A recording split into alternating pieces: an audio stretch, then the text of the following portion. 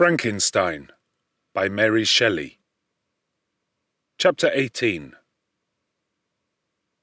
Day after day, week after week, passed away on my return to Geneva, and I could not collect the courage to recommence my work. I feared the vengeance of the disappointed fiend, yet I was unable to overcome my repugnance to the task which was enjoined me. I found that I could not compose a female without again devoting several months to profound study and laborious disquisition. I had heard of some discoveries having been made by an English philosopher, the knowledge of which was material to my success, and I sometimes thought of obtaining my father's consent to visit England for this purpose. But I clung to every pretence of delay and shrank from taking the first step in an undertaking whose immediate necessity began to appear less absolute to me. A change indeed had taken place in me. My health, which had hitherto declined, was now much restored, and my spirits, when unchecked by the memory of my unhappy promise, rose proportionably. My father saw this change with pleasure, and he turned his thoughts towards the best method of eradicating the remains of my melancholy, which every now and then would return by fits, and with a devouring blackness overcast the approaching sunshine. At these moments I took refuge in the most perfect solitude. I passed whole days on the lake alone in a little boat, watching the clouds and listening to the rippling of the waves, silent and listless. But the fresh air and bright sun seldom failed to restore me to some degree of composure, and on my return I met the salutations of my friends with a readier smile and a more cheerful heart. It was after my return from one of these rambles that my father, calling me aside, thus addressed me. "I am happy to remark, my dear son, that you have resumed your former pleasures and seem to be returning to yourself. And yet you are still unhappy and still avoid our society. For some time I was lost in conjecture as to the cause of this, but yesterday an idea struck me, and if it is well founded, I conjure you to avow it. Reserve on such a point would be not only useless, but draw down terrible misery on us all." I trembled violently at his exordium, and my father continued, "I confess, my son, that I have always looked forward to your marriage with our dear Elizabeth as the tie of our domestic comfort and the stay of my declining years. You were attached to each other from your earliest infancy. You studied together, and appeared in dispositions and tastes entirely suited to one another. But so blind is the experience of man that what I conceived to be the best assistance to my plan may have entirely destroyed it. You, perhaps, regard her as your sister, without any wish that she might become your wife. Nay, you may have met with another whom you may love, and considering yourself as bound in honour to Elizabeth, this struggle may occasion the poignant misery which you appear to feel. My dear father, reassure yourself. I love my cousin tenderly and sincerely. I never saw any woman who excited, as Elizabeth does, my warmest admiration and affection. My future hopes and prospects are entirely bound up in the expectation of our union. The expression of your sentiments of this subject, my dear Victor, gives me more pleasure than I have for some time experienced. If you feel thus, we shall assuredly be happy, however present events may cast a gloom over us. But it is this gloom which appears to have taken so strong a hold of your mind that I wish to dissipate. Tell me, therefore, whether you object to an immediate solemnization of the marriage. We have been unfortunate, and recent events have drawn us from that everyday tranquillity befitting my years and infirmities. You are younger, yet I do not suppose, possessed as you are of a competent fortune, that an early marriage would at all interfere with any future plans of honour and utility that you may have formed. Do not suppose, however, that I wish to dictate happiness to you, or that a delay on your part would cause me any serious uneasiness. Interpret my words with candour, and answer me, I conjure you, with confidence and sincerity. I listened to my father in silence, and remained for some time incapable of offering any reply. I revolved rapidly in my mind a multitude of thoughts, and endeavoured to arrive at some conclusion. Alas, to me the idea of an immediate union with my Elizabeth was one of horror and dismay. I was bound by a solemn promise, which I had not yet fulfilled, and dared not break. Or if I did, what manifold miseries might not impend over me and my devoted family? Could I enter into a festival with this deadly weight yet hanging round my neck and bowing me to the ground? I must perform my engagement and let the monster depart with his mate before I allowed myself to enjoy the delight of a union from which I expected peace. I remembered also the necessity imposed upon me of either journeying to England or entering into a long correspondence with those philosophers of that country whose knowledge and discoveries were of indispensable use to me in my present undertaking. The latter method of obtaining the desired intelligence was dilatory and unsatisfactory. Besides, I had an insurmountable aversion to the idea of engaging myself in my loathsome task in my father's house, while in habits of familiar intercourse with those I loved. I knew that 1,000 fearful accidents might occur, the slightest of which would disclose a tale to thrill all connected with me with horror. I was aware also that I should often lose all self-command, all capacity of hiding the harrowing sensations that would possess me during the progress of my unearthly occupation. I must absent myself from all I loved while thus employed. Once commenced, it would quickly be achieved, and I might be restored to my family in peace and happiness. My promise fulfilled, the monster would depart forever, or, so my fond fancy imaged, some accident might meanwhile occur to destroy him, and put an end to my slavery forever. These feelings dictated my answer to my father. I expressed a wish to visit England, but concealing the true reasons of this request, I clothed my desires under a guise which excited no suspicion, while I urged my desire with an earnestness that easily induced my father to comply. After so long a period of an absorbing melancholy that resembled madness in its intensity and effects, he was glad to find that I was capable of taking pleasure in the idea of such a journey, and he hoped that change of scene and varied amusement would, before my return, have restored me entirely to myself. The duration of my absence was left to my own choice. A few months, or at most a year, was the period contemplated. One paternal kind precaution he had taken to ensure my having a companion. Without previously communicating with me, he had, in concert with Elizabeth, arranged that Clerval should join me at Strasbourg. This interfered with the solitude I coveted for the prosecution of my task.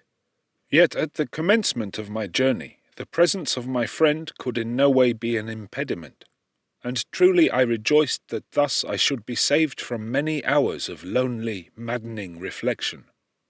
Nay, Henry might stand between me and the intrusion of my foe. If I were alone, would he not at times force his abhorred presence on me to remind me of my task, or to contemplate its progress? To England, therefore, I was bound, and it was understood that my union with Elizabeth should take place immediately on my return. My father's age rendered him extremely averse to delay. For myself there was one reward I promised myself from my detested toils, one consolation for my unparalleled sufferings. It was the prospect of that day when, enfranchised from my miserable slavery, I might claim Elizabeth and forget the past in my union with her. I now made arrangements for my journey, but one feeling haunted me which filled me with fear and agitation. During my absence I should leave my friends unconscious of the existence of their enemy and unprotected from his attacks, exasperated as he might be by my departure. But he had promised to follow me wherever I might go, and would he not accompany me to England? This imagination was dreadful in itself, but soothing inasmuch as it supposed the safety of my friends. I was agonized with the idea of the possibility that the reverse of this might happen. But through the whole period during which I was the slave of my creature, I allowed myself to be governed by the impulses of the moment, and my present sensations strongly intimated that the fiend would follow me and exempt my family from the danger of his machinations. It was in the latter end of September that I again quitted my native country. My journey had been my own suggestion, and Elizabeth therefore acquiesced, but she was filled with disquiet at the idea of my suffering, away from her, the inroads of misery and grief. It had been her care which provided me a companion in Clerval, and yet a man is blind to 1,000 minute circumstances which call forth a woman's sedulous attention.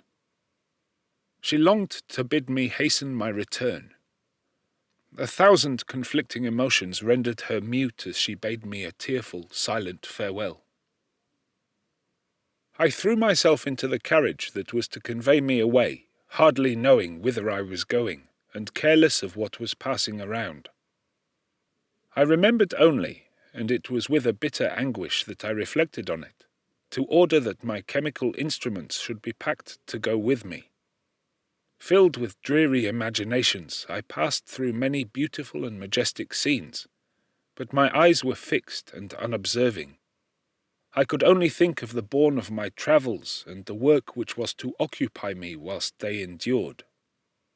After some days spent in listless indolence, during which I traversed many leagues, I arrived at Strasbourg, where I waited 2 days for Clerval. He came. Alas, how great was the contrast between us! He was alive to every new scene, joyful when he saw the beauties of the setting sun, and more happy when he beheld it rise and recommence a new day. He pointed out to me the shifting colours of the landscape and the appearances of the sky. "This is what it is to live," he cried. "How I enjoy existence! But you, my dear Frankenstein, wherefore are you desponding and sorrowful?" In truth, I was occupied by gloomy thoughts, and neither saw the descent of the evening star, nor the golden sunrise reflected in the Rhine. And you, my friend, would be far more amused with the journal of Clerval, who observed the scenery with an eye of feeling and delight, than in listening to my reflections. I, a miserable wretch, haunted by a curse that shut up every avenue to enjoyment. We had agreed to descend the Rhine in a boat from Strasbourg to Rotterdam, whence we might take shipping for London. During this voyage we passed many willowy islands and saw several beautiful towns. We stayed a day at Mannheim, and on the 5th from our departure from Strasbourg arrived at Mainz. The course of the Rhine below Mainz becomes much more picturesque. The river descends rapidly and winds between hills, not high, but steep and of beautiful forms. We saw many ruined castles standing on the edges of precipices, surrounded by black woods, high and inaccessible. This part of the Rhine, indeed, presents a singularly variegated landscape. In one spot you view rugged hills, ruined castles overlooking tremendous precipices, with the dark Rhine rushing beneath. And on the sudden turn of a promontory, flourishing vineyards with green sloping banks, and a meandering river and populous towns occupy the scene. We travelled at the time of the vintage, and heard the song of the labourers as we glided down the stream. Even I, depressed in mind, and my spirits continually agitated by gloomy feelings, even I was pleased. I lay at the bottom of the boat, and as I gazed on the cloudless blue sky, I seemed to drink in a tranquillity to which I had long been a stranger. And if these were my sensations, who can describe those of Henry? He felt as if he had been transported to fairyland and enjoyed a happiness seldom tasted by man. "I have seen," he said, "the most beautiful scenes of my own country. I have visited the lakes of Lucerne and Uri, where the snowy mountains descend almost perpendicularly to the water, casting black and impenetrable shades which would cause a gloomy and mournful appearance, were it not for the most verdant islands that believe the eye by their gay appearance. I have seen this lake agitated by a tempest when the wind tore up whirlwinds of water and gave you an idea of what the waterspout must be on the great ocean. And the waves dash with fury the base of the mountain, where the priest and his mistress were overwhelmed by an avalanche, and where their dying voices are still said to be heard amid the pauses of the nightly wind. I have seen the mountains of La Vallée and the Pays du Vaud, but this country, Victor, pleases me more than all those wonders. The mountains of Switzerland are more majestic and strange, but there is a charm in the banks of this divine river that I never before saw equalled. Look at that castle which overhangs yon precipice, and that also on the island, almost concealed amongst the foliage of those lovely trees. And now that group of labourers coming from among their vines, and that village half hid in the recess of the mountain. Oh, surely the spirit that inhabits and guards this place has a soul more in harmony with man than those who pile the glacier or retire to the inaccessible peaks of the mountains of our own country. Clerval, beloved friend, even now it delights me to record your words and to dwell on the praise of which you are so eminently deserving. He was a being formed in the very poetry of nature. His wild and enthusiastic imagination was chastened by the sensibility of his heart.